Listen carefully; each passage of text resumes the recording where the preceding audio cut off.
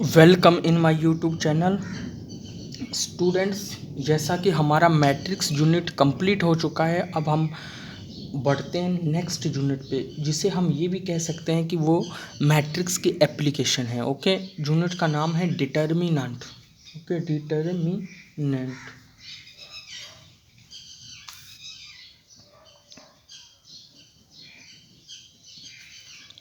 Determinant okay, ये हमारे unit का नाम है determinant.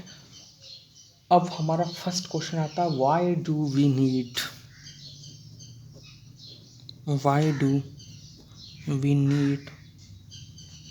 to learn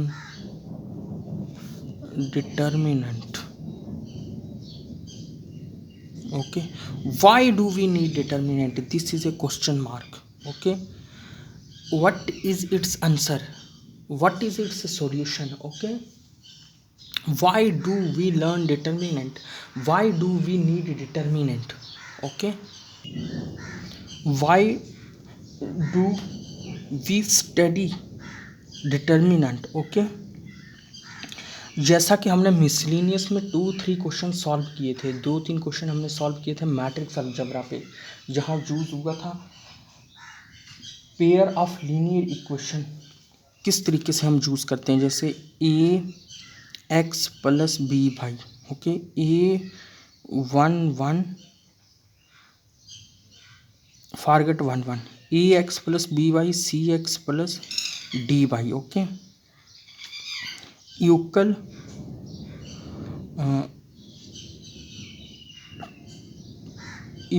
T1 T2।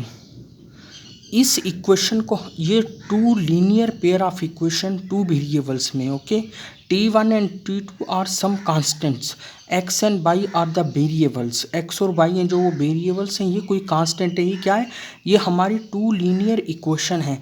Linear equation whose pair is two variable, okay, x y, जैसा कि हम 10th में भी पढ़ते थे यूनिट में, pair of linear equation in two variable. Okay, similarly उसको हम मैट्रिक्स की फॉर्म में कैसे लिखते हैं, A B C D X Y, okay, equal T1 T2। For example, जैसा हमने वो मिसलिनियस में क्वेश्चन किया था मार्केट 1 और मार्केट 2 का, ओके, जिसमें मार्केट 1 डिनोट कर रही थी रो को और मार्केट 2 डिनोट कर रही थी सेकंड रो को, और 3 प्रोडक्ट थे एक्स वाई जेड जो डिनोट्स कर रहे थे कॉलम्स को। ओके, वो एग्जाम्पल बहुत ज़्यादा शूट करती है। ओके, ये एक हमारे पास मैट्रिक्स की फॉर्म में आ गई। ओके, मैट्रिक्स की फॉर्म में हमारे पास ये इक्वेशन को हमने मैट्रिक्स की फॉर्म में लिख दिया। ओके, जब इक्वेशन को हमने मैट्रिक्स की फॉर्म में लिख दिया, अब इन इक्वेशंस का यूनिक सॉल्यूशन होगा, जैसा कि हमने 10th में पढ़ा था, जहाँ infinite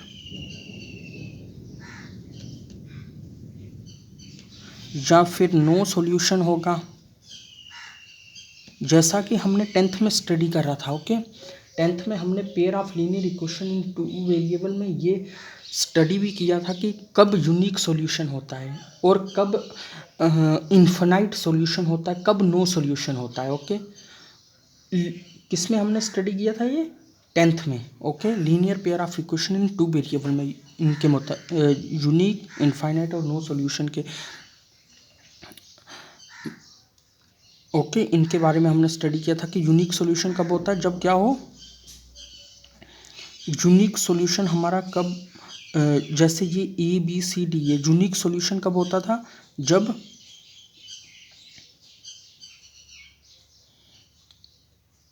A D minus B C not equal 0 होता था हमारा। ओके, तब क्या आता था हमारा unique solution, means A upon B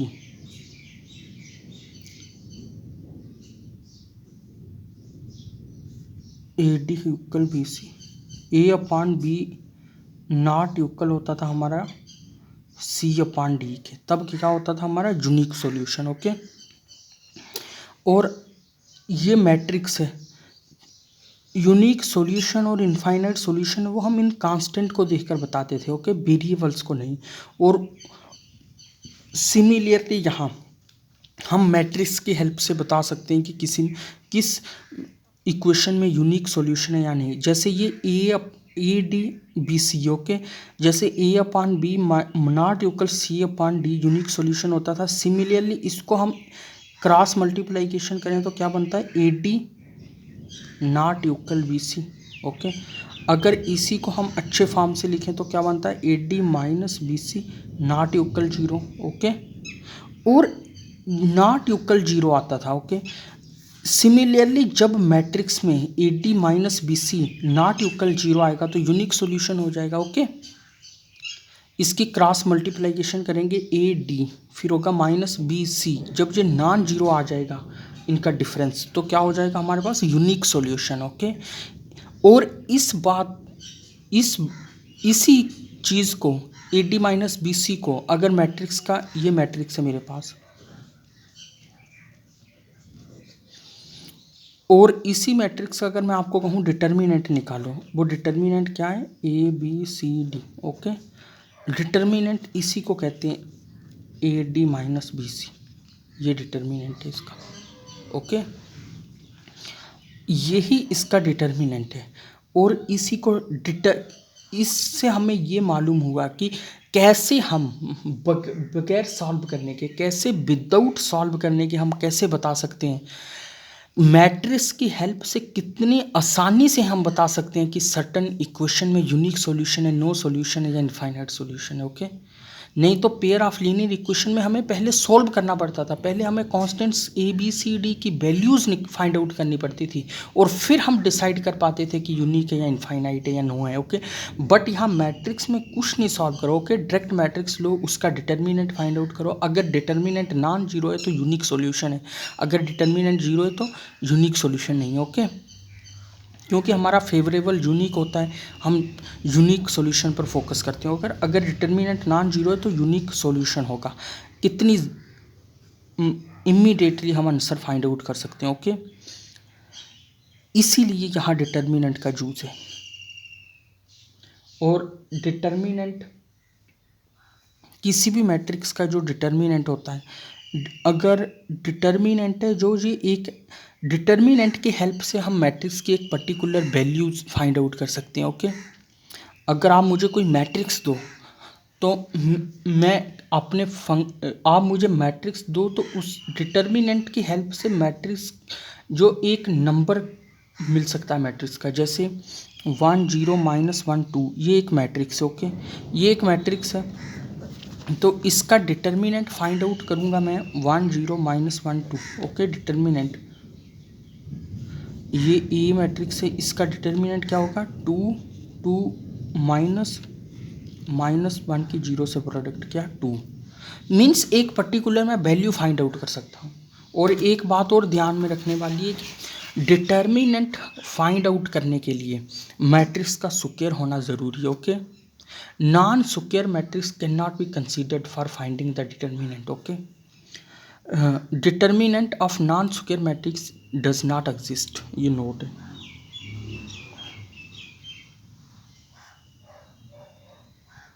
and determinant of non-square matrix does not exist।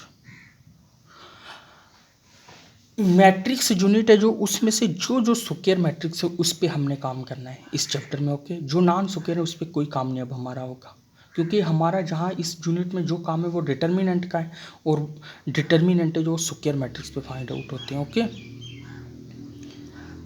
अब हम देखते हैं डिटर्मिनेंट। अब एक बात का हमें पता चल गया, ओके। जिस मैट्रिक्स का हम डिटर्मिनेंट निकालेंगे उसकी रोज़ और कॉलम सेम होंगे, n क्रॉस n, ओके। कोई भी मैट्रिक्स होगी उसकी रोज़ और कॉलम सेम होंगे। अगर किसी की रोज़ नॉट इक्वल कॉलम है तो उसका हम डिटर्मिनेंट फाइंड आउट नहीं कर सकते। For example A3 cross 2 determinant A does not exist, A2 cross 3 determinant A does not exist. ये डिनोशन होती है ए के ऊपर जो मॉड की तरह होती है, लेकिन इसे मॉडुलस नहीं पढ़ते, इसे डिटर्मिनेंट पढ़ते हैं, okay. A3 × 4 A determinant does not exist. क्यों? rows not equal column. Okay A4 × 4 determinant exist, एक कोई पर्टिकुलर वैल्यू आ जाएगी. ओके डिटर्मिनेंट है, जैसे 1 × 1 की मैट्रिक्स है तो उसका डिटर्मिनेंट क्या है? जो सिंगलटन एंट्री इसमें है वही डिटर्मिनेंट है. जैसे 1 × 1 की मैट्रिक्स में ले लूँ ए, तो इसका ए डिटर्मिनेंट क्या है? ए. ओके अगर ए में 2 × 2 मैट्रिक्स ले लूँ, A2 × 2 आ जाए, तो सपोज करो कि ए ये मैट्रिक्स है ABCD, तो इसका डिटर्मिनेंट क्या होगा? इनको दोनों को प्रोडक्ट करो, माइनस करके इनको प्रोडक्ट कर दो. ओके AD, इसका डिटर्मिनेंट क्या होगा? AD - BC. ओके और डिटर्मिनेंट के बहुत यूजेस हैं. डिटर्मिनेंट की हेल्प से हम इन्वर्स निकाल सकते हैं. डिटर्मिनेंट, अगर किसी मैट्रिक्स का डिटर्मिनेंट नॉन जीरो है तो उसका इन्वर्स एग्जिस्ट करता है.